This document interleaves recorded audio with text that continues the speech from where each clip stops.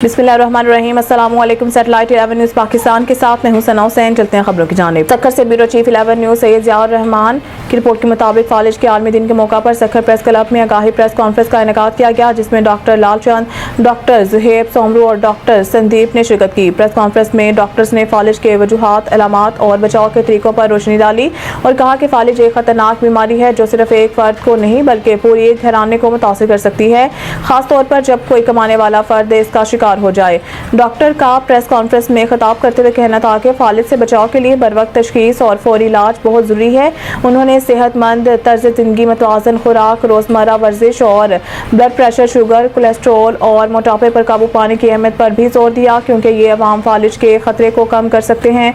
Doctors ने आगाह किया कि फालिज से मुतालिक बहुत सारी बेबुनियाद बातें फैली हुई हैं, जिसके कबूतर खाने या इसका खून लगाने से फालिज ठीक हो जाता है, जो सरासर गलत है। डॉक्टर ने अवाम को मशवरा दिया कि फालिज के इलामात जैसे चेहरे का एक तरफ झुक जाना, बाजू या टांग में अचानक कमजोरी और बोलने में दुश्वारी को संजीदगी से लें और फौरी तौर पर डॉक्टर से रजू करें। उन्होंने कहा कि फालिज पर काबू पाने के लिए अवाम में आगाही और दुरुस्त मालूमात का फैलाव वक्त की अहम जरूरत है।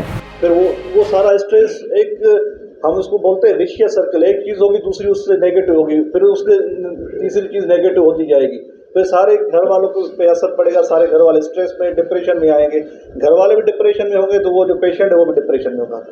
अगर इन चीज़ों से बचाया जाए पेशेंट को, ठीक है, तो पेशेंट का मतलब पेशेंट इस फालिज में आए ही ना, तो काफ़ी उसमें हमें इंफ्रास्ट्रक्चर जो भी है, इसमें बीच में जो सर ने बात की कि ये चीज़ें नहीं है तो पेशेंट स्ट्रेस में आएगा तो ब्लड प्रेशर बढ़ेगा या शुगर बढ़ेगी, तो ये सारी चीज़ें होंगी।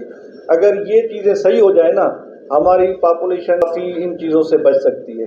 बाकी डॉक्टर दीपक को ये चीज़ करना चाहिए।